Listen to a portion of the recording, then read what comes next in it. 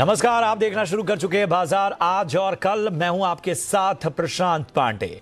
इस शो में बाजार आज और कल में आज का पूरा एक्शन तो हम आपके सामने रखते ही रखते हैं, इसके साथ ही कल के लिए आपकी रणनीति यानी आपकी जो तैयारी है वो भी हम कराते हैं और शेयरों में कमाई के शानदार मौके कहां बनेंगे ये भी बताते हैं। तो शुरू करते हैं हम इस कार्यक्रम को, लेकिन उससे पहले आपके स्क्रीन पर फ्लैश होती ये इंफॉर्मेशन। व्हाट्सएप के जरिए आप इस शो में अपनी क्वेरीज, अपनी शंकाएं, सवाल पूछ सकते हैं। 9582222666, जी हाँ, ये नंबर है जिस पर आप व्हाट्सएप के जरिए अपने सवाल आप भेज सकते हैं। इसके अलावा सोशल मीडिया प्लेटफॉर्म्स भी वो जरिया है जिसके जरिए आप शो में जुड़ सकते हैं। इन हैंडल्स पर, जो कि फेसबुक की बात करें तो @ZBusiness ऑनलाइन और ट्विटर पर @ZBusiness पर आप अपने सवाल भेज सकते हैं, लेकिन हैशटैग बाजार आज और कल ये मेंशन करना मत भूलिए।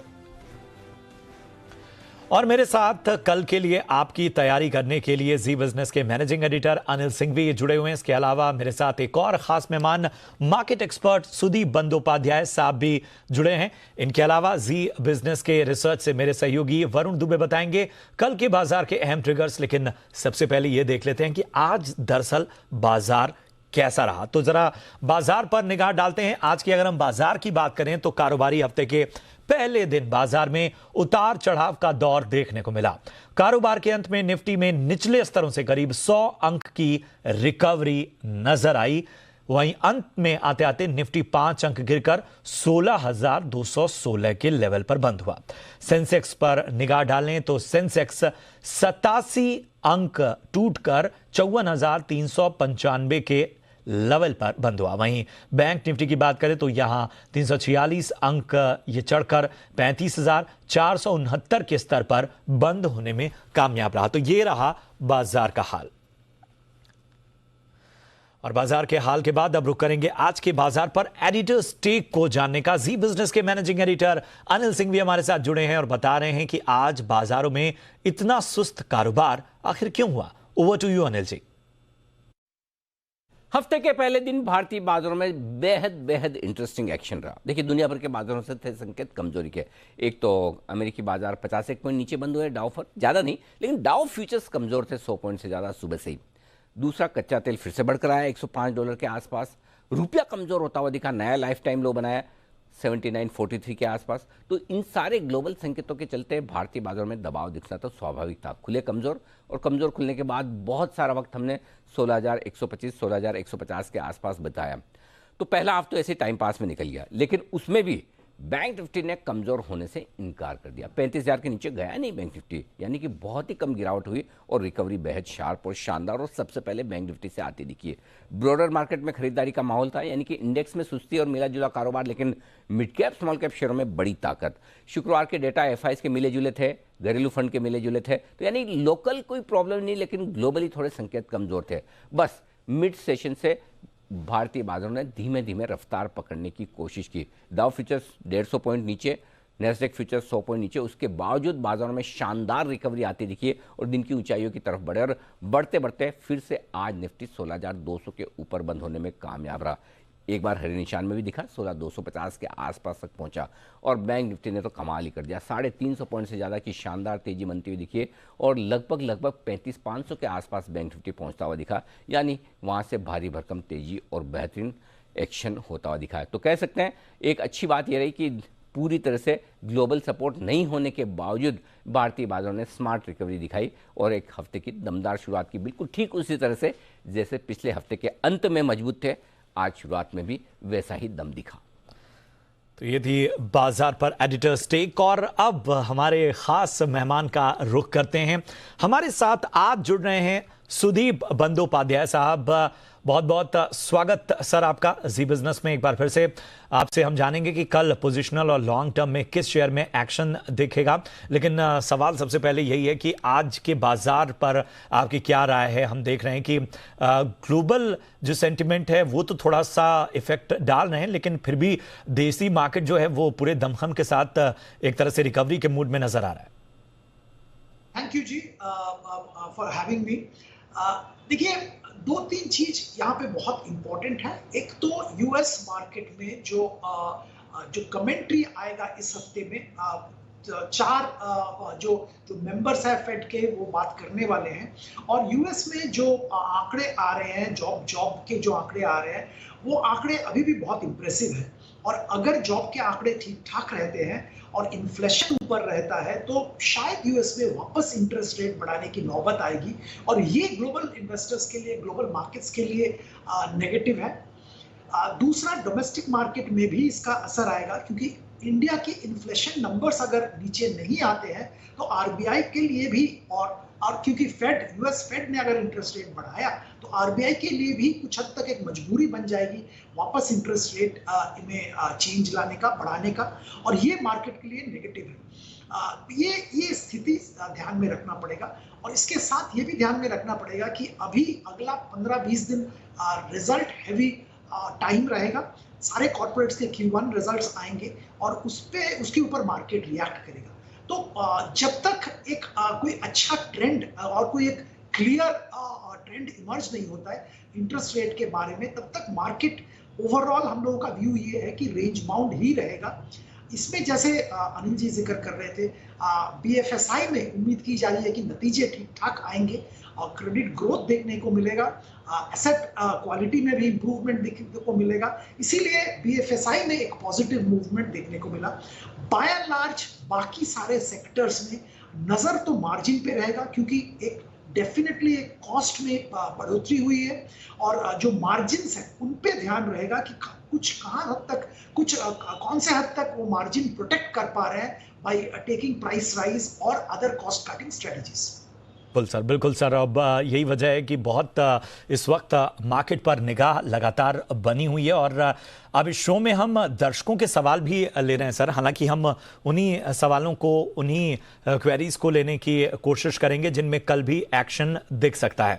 तो शुरू करते हैं सवालों का ये सिलसिला। जो पहला सवाल है वो प्रभात कांत का है, रांची से हैं, और इन्होंने जो सवाल पूछा है उसमें यह है कि इन्होंने टीसीएस के 80 शेयर ले रखे हैं 3300 के भाव में, और टीसीएस को देखें तो पिछले हफ्ते आए जो नतीजे थे उसके बाद शेयर में तेज गिरावट नजर आई। हालांकि टॉप लूजर तो रहा ये निफ्टी का, लेकिन उसके बावजूद ये देखें कि पूरे आईटी सेक्टर में एक दबाव नजर आया। तो क्या सलाह होगी इनके लिए? देखिए, अगर लंबी अवधि के लिए इन्होंने निवेश किया है, क्योंकि इनका निवेश का होराइजन क्या है वो मालूम नहीं है, अगर लंबी अवधि के लिए निवेश किया है तो हमारी सलाह तो यही होगी कि निवेशित रहिए। ऐसी कोई बहुत बड़ी बुराई नहीं है। मैनेजमेंट कमेंट्री अगर इन्होंने सुना है तो क्लियरली वो कह रहे हैं कि डिमांड एनवायरनमेंट स्ट्रांग है, और मार्जिन में भी आने वाले दिनों में इम्प्रूवमेंट, उनके जो COO है उन्होंने क्लियरली बोला कि मार्जिन में भी इम्प्रूवमेंट देखेंगे, और करीबन 26% मार्जिन जो इनका आसपास, 26% के आसपास मार्जिन जो हमेशा रहता है वो रहेगा। इस क्वार्टर में मार्जिन में दबाव था और उसके कारण मार्जिन नीचे था, और इसीलिए मार्केट ने उसको अप्रिशिएट नहीं किया।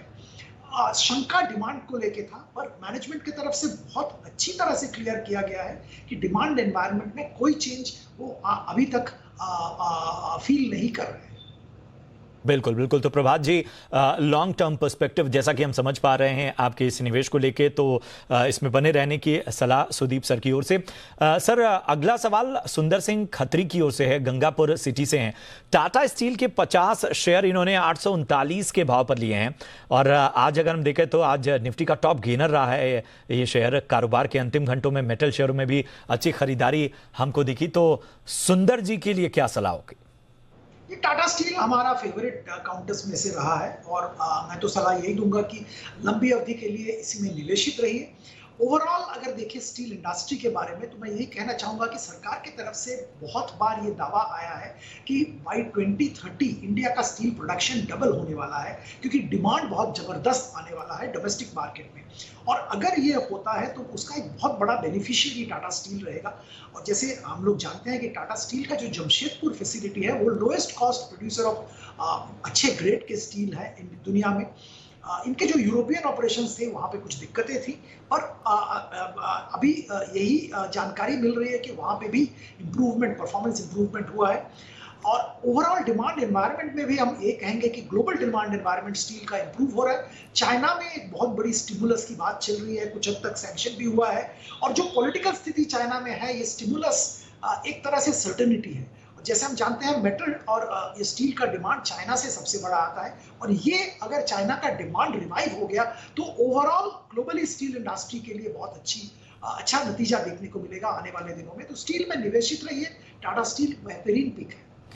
तो टाटा स्टील फेवरेट पिक है और इसमें निवेश करके आप बने रहें, यही सलाह होगी। सर अगला सवाल लेते हैं, दीपक देवकर हैं बुल्ढाना से।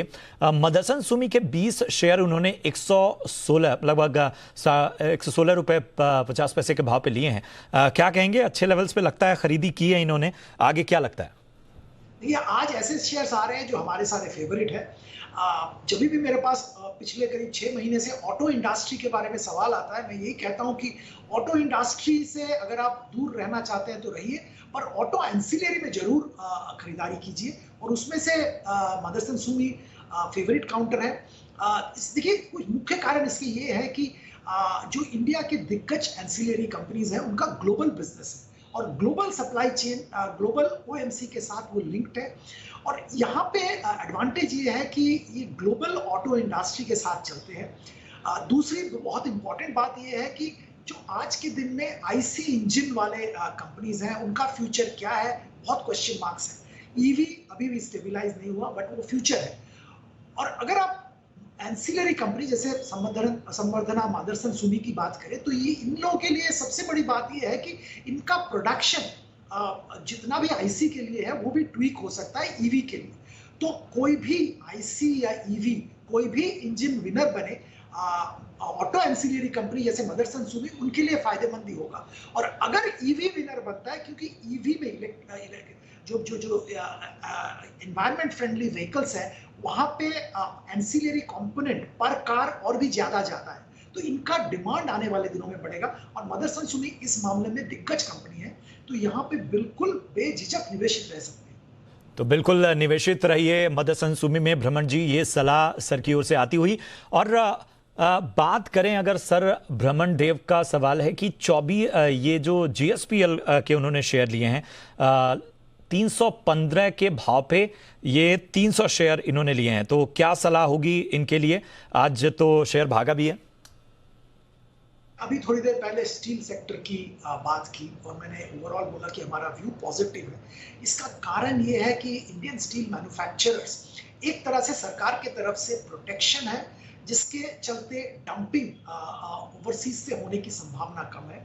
दूसरे तरफ से इंडिया का डोमेस्टिक डिमांड बहुत बढ़ने की उम्मीद है। तीसरे तरफ से ग्लोबल मार्केट में भी फेवरेबल टेलविंड आने वाला है। तो ये सब नजर में रखते हुए स्टील में निवेशित रह सकते हैं। तो स्टील में निवेशित रहिए, अच्छा भविष्य स्टील के स्टॉक्स का। और अगला सवाल लेते हैं, श्रीकांत दुबे हैं भोपाल से। ट्विटर के जरिए इन्होंने सर सवाल पूछा है, एवेन्यू सुपरमार्ट 40 शेयर 4000 के भाव पर इन्होंने खरीदे हैं, और देखें तो नतीजों के बाद शेयर 2.5 महीने के ऊपरी स्तर को छूता नजर आया है। जून तिमाही में कंपनी का मुनाफा भी 6 गुना उछला है, तो क्या होगी सलाह इनको? देखिए दिग्गज कंपनी है, बेहतरीन परफॉर्मेंस है, और इंडस्ट्री के मतलब बहुत ही जाने माने लीडर माना जाते हैं परफॉर्मेंस के हिसाब से। प्रॉब्लम एक ही चीज में है कि अभी भी अगर आप मल्टीपल करेक्शन हुआ था बीच में, और अगर आप मल्टीपल देखेंगे करीब 70-72 मल्टीपल पे काम कर रहा है, और यहाँ पे होल्ड करना या क्वांटिटी बढ़ाना, इसमें हम पॉजिटिव व्यू नहीं दे पाएंगे। तो हमारी सलाह तो यही होगी कि क्योंकि मार्जिन ऑफ एरर ये पी मल्टीपल पे बहुत कम है, तो आप प्रॉफिट बुक करके एग्जिट कर लीजिए। अच्छा कंपनी, अच्छा परफॉर्मेंस, पर फुल्ली प्राइस्ड अभी भी लग रहा है, तो प्रॉफिट बुक करके एग्जिट कीजिए, ये सलाह एवेन्यू सुपरमार्ट के लिए आपको। सर अगला सवाल है प्रीतेश पांडे का औरंगाबाद से। सिम्फनी के 20 शेयर इन्होंने लिए हैं 1098 के भाव पे, क्या सलाह होगी इन्हें?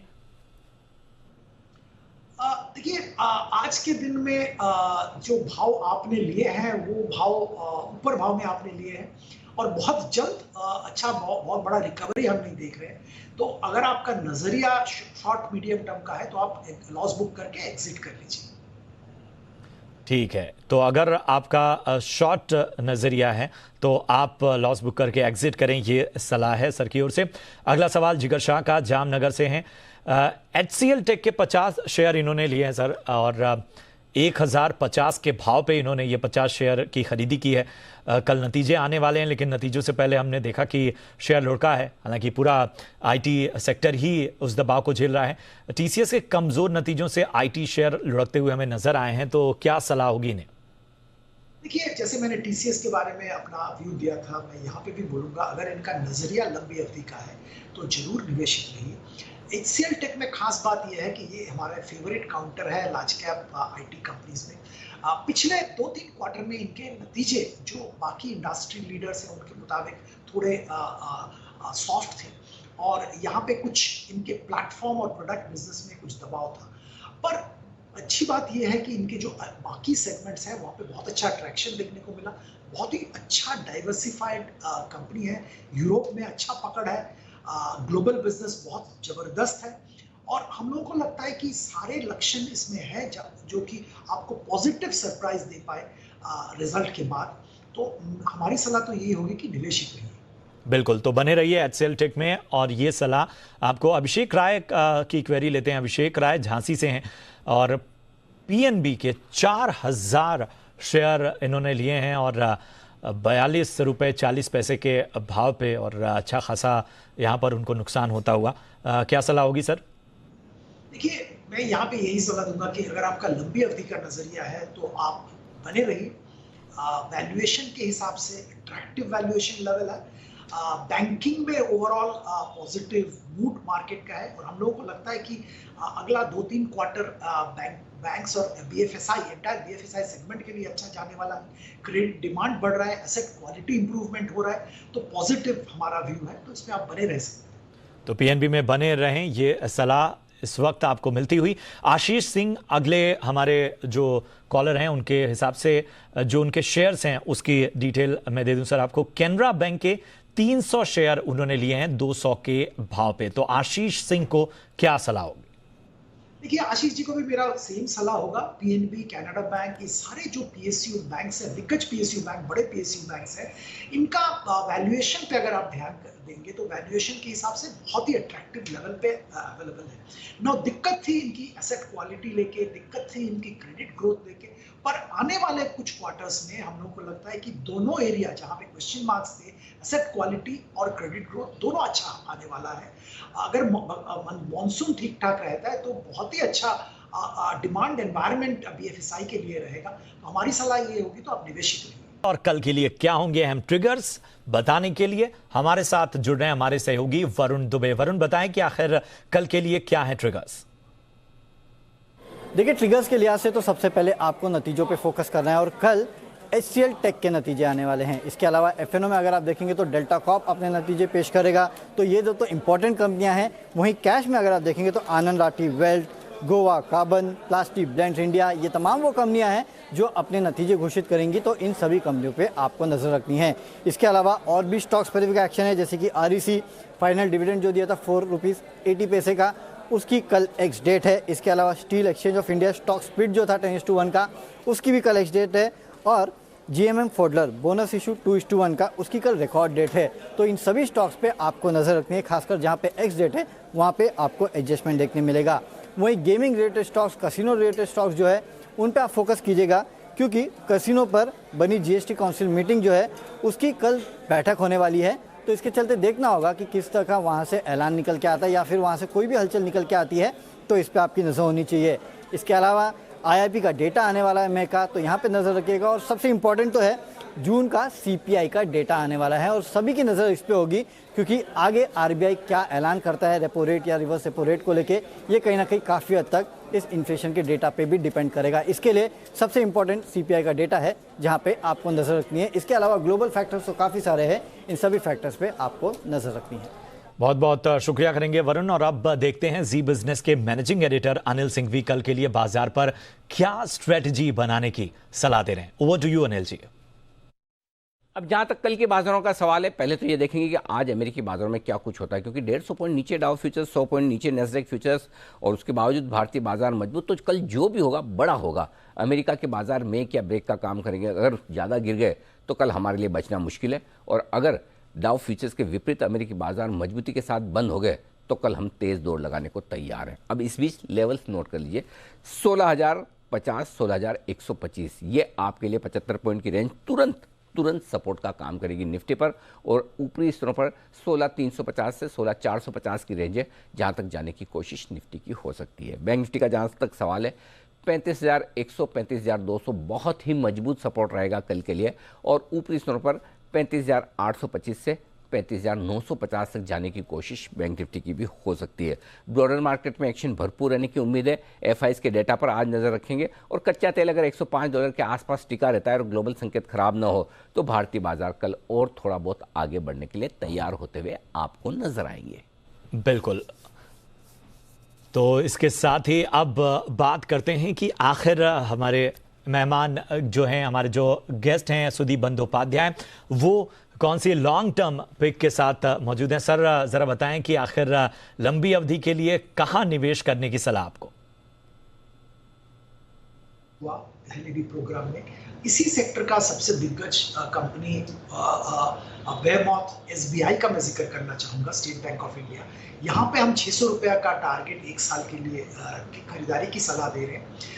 खासियत यह है कि इनका एसेट क्वालिटी कंटिन्यूअसली इंप्रूव हो रहा है, लोन ग्रोथ बहुत अच्छा देखने को मिला है, इनके सारे जो सब्सिडियरीज हैं बहुत अच्छा परफॉर्म कर रहे हैं। आप एसबीआई लाइफ इंश्योरेंस की बात करें, जनरल इंश्योरेंस की बात करें, एसेट मैनेजमेंट की बात करें या कार्ड्स की बात करें, और इनका परफॉर्मेंस अच्छा होने का फायदा पेरेंट कंपनी एसबीआई को मिल रहा है। और स्ट्रेटेजिकली जो डिसइन्वेस्टमेंट कर रहे हैं थोड़ा थोड़ा करके इनके में हिस्सा, उससे इनका कैपिटल एडिक्वेसी कंटिन्यूअसली इंप्रूव हो रहा है, जो कि मार्केट में फ्रेश कैपिटल रेज करने का रिक्वायरमेंट नहीं ला रहा है, और वो शेयर होल्डर्स के लिए अच्छा है। ओवरऑल हम लोग स्टेट बैंक में खरीदारी की सलाह दे रहे हैं करंट लेवल पे। दूसरा शेयर जिसका मैं जिक्र करना चाहूँगा यहाँ पे, उसका वो भी अपने क्षेत्र में दिग्गज है, M&M महिंद्रा एंड महिंद्रा। 1,350 रुपए का टारगेट एक साल के लिए रख के खरीदारी की सलाह दे रहे हैं। मॉनसून अगर ठीक ठाक रहे तो ट्रैक्टर डिमांड वैसे भी बड़ा है। अप्रैल मई के आंकड़े बहुत अच्छे आए थे, और ऐसे ही आंकड़े आने वाले दिनों में भी रहेंगे ट्रैक्टर सेल्स का, ये उम्मीद है। कमर्शियल व्हीकल का डिमांड अच्छा चल रहा है, और इकोनॉमी में प्रोग्रेस हो तो ये डिमांड बरकरार रहेगा, ये भी पॉजिटिव है, क्योंकि ये दो सेगमेंट में M&M खास काम करते हैं। SUV में थोड़ा दबाव में थे, पर नए मॉडल्स लॉन्च हो रहे हैं, और वो मॉडल लॉन्च होने के बाद उम्मीद ये है कि वहाँ पे भी अच्छा ट्रैक्शन मिलेगा। जो इमर्जिंग सेगमेंट है EV, वहाँ पे इन्होंने बहुत अच्छा कामकाज करना चालू किया है, फंड रेस कर रहे हैं, और जो कि इस बिजनेस को आगे ले जाने में कंपनी को सहायता करेगा। और सबसे बड़ी बात यह है कि इन्होंने कंपनी अपना कैपिटल एलोकेशन पॉलिसी चेंज किया है, जिसके चलते बहुत शार्प फोकस सारे बिजनेस पे आया है। उम्मीद ये कर रहे हैं कि आने वाले दिनों में सिग्निफिकेंट इंप्रूवमेंट मार्जिन में और ओवरऑल परफॉर्मेंस में देखने को मिलेगा, इसीलिए यहाँ पे खरीदारी रिकमेंड कर रहे हैं करंटली। बिल्कुल। तो SBI और M&M खरीदने की सलाह long term pick Sudeep sir की ओर से। बहुत बहुत शुक्रिया सर इस शो में जुड़ने के लिए, अपनी अहम राय हमारे दर्शकों की तमाम शंकाओं का समाधान करने के लिए। और इसी के साथ बाजार आज और कल में इतना ही। सभी का शुक्रिया। कल फिर बताएंगे कमाई के ढेरों मौके। आप देखते रहिए जी बिजनेस। नमस्कार।